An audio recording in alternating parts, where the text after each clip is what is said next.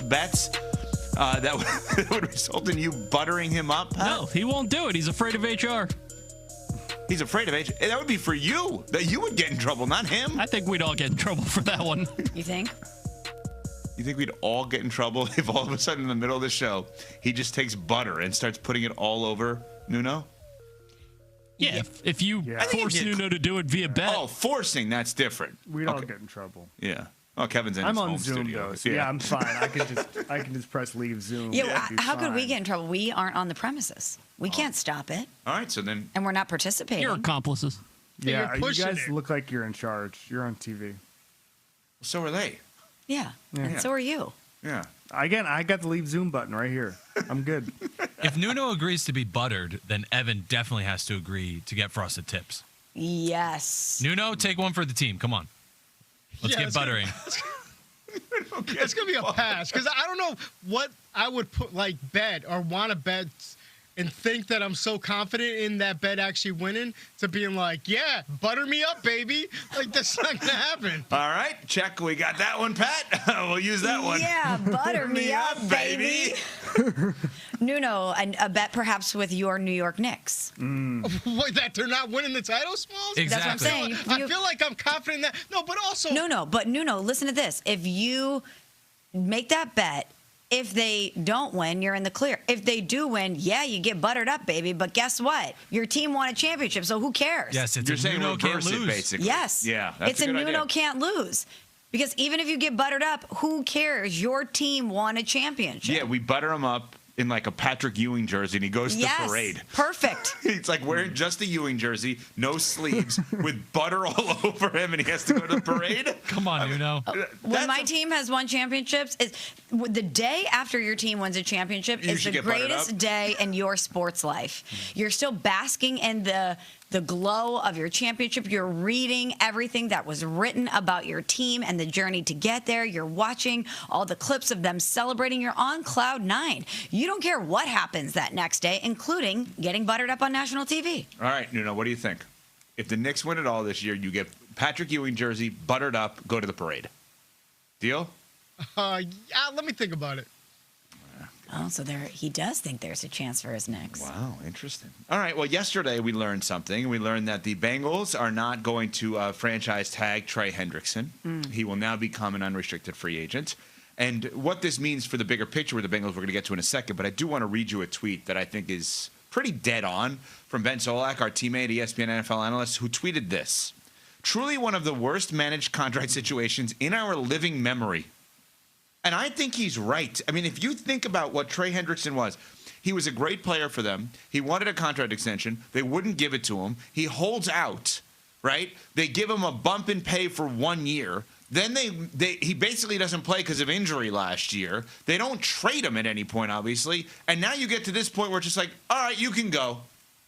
I mean, and we'll get nothing for you. And we'll get nothing for you. Kevin Clark, you have a podcast. This is football. Omaha Productions, available on the ESPN app and wherever podcasts are found. This is not football. This is not what football teams do. Bengals football. This is awful. Is Solak right? One of the worst managed contract situations in our living memory. He's half right because there's other examples, and most of them are with the Bengals. Jesse Bates is a good example. The safety who's now in the Atlanta.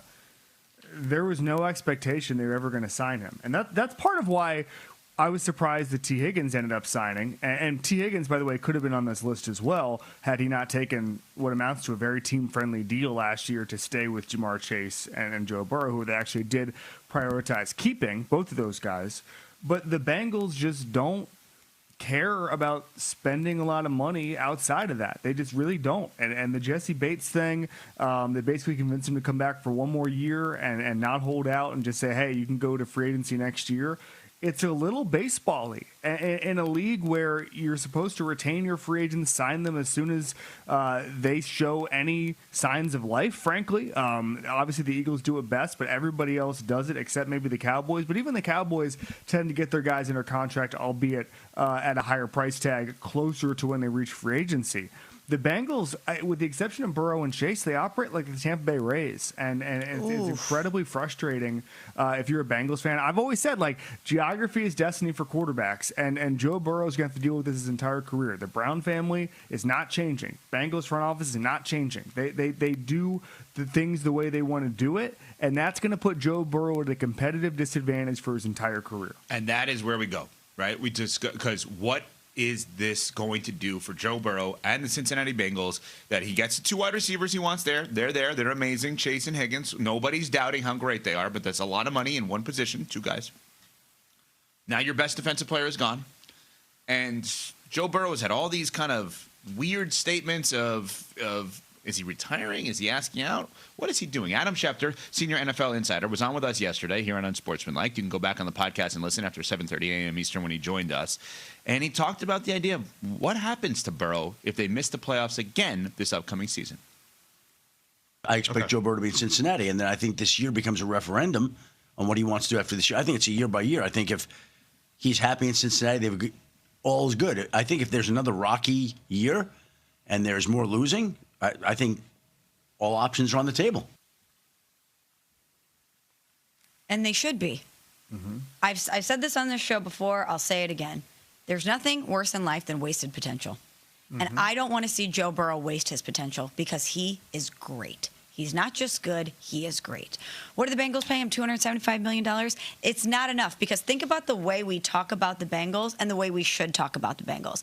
They bungled this Trey Hendrickson situation so badly. It's bad. You get nothing for him when you could have gotten a lot of value from a great player, and you didn't do it. And now he walks away with nothing.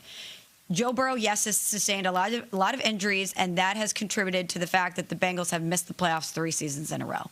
However, the organization around him has been dysfunctional. They've made bad decisions. I understand why they give him the power that they give him, because when we talk about the Bengals, we talk about their potential to compete for championships because of him, because of Joe Burrow. We talk about if he's healthy, they're going to be in a different position. So he is the big deodorant for them. He covers up a lot of stuff, and he changes the way that we talk about this franchise. And I hope that if they miss the playoffs again, that he finds a way to Shawshank himself out of there. Because I know he gets paid handsomely to do what he does. I know that they have given him his 2 weapons, but I do not want to see Joe Burrow play for a franchise where he really has no chance to win. But, Kevin, he made his bed here. He made his bed, right? He signed the extension, which of course he did. And he also made sure that they signed 2 guys at high numbers who are awesome. Let's not get that twisted. But value-wise, in terms of building championship teams, you don't start outside in on offense. Yeah, the Eagles paid Jalen Hurts, A.J. Brown, Devontae Smith. Things seem fine there. They won the Super Bowl. So, like, I don't think that those 3 guys are the issue. The issue is they signed them earlier, though. Yes. That's what the Bengals should do. I think that there's a couple things about it. Number one, what's frustrating about the Bengals, it's not just that you bungle this with Trey Hendrickson and let him walk.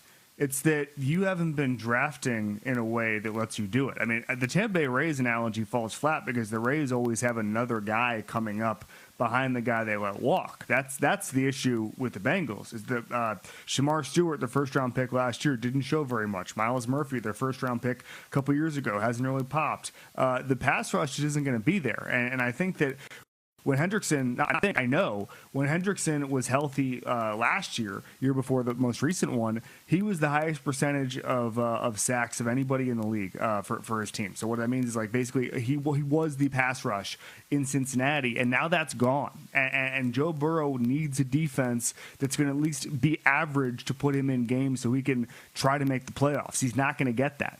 And I ran into somebody recently, guys, who knows Joe Burrow really well, and they said, you know what really ticks me off is this narrative that Joe Burrow is falling out of love with football, or that he's, his fuel for the game is being lessened or whatever. Because he rushed back in what looked like a lost season when he was really banged up last year, and it was because he loves football. The problem is the Bengals don't love football as much as he loves football, and that, to me, you talk about the worst thing being wasted potential, Smalls. The worst thing is when you have a mismatch of goals and ambitions in football. Joe Burrow wants to win a Super Bowl, and the Brown family wants to run the Bengals the way they've always run it. Those goals are not aligned. It's remarkable that if you look back to this past season, now that they have not tagged Trey Hendrickson, their stud defensive end, who's going to go somewhere else, and he basically told you a year ago, I don't want to be here anymore if you're not going to give me an extension. At the time of the trade deadline this past season, the Cincinnati Bengals were 3-6. They started the season 2-0. Joe Burrow was hurt. Joe Flacco had been acquired to be their starting quarterback after he was already with the Browns, and they chose to keep Trey Hendrickson, only to lose him for absolutely nothing. Every day on Get Up between 8 a.m. and 10 a.m. Eastern Time, they have something called Sneaky Big News. I think we have that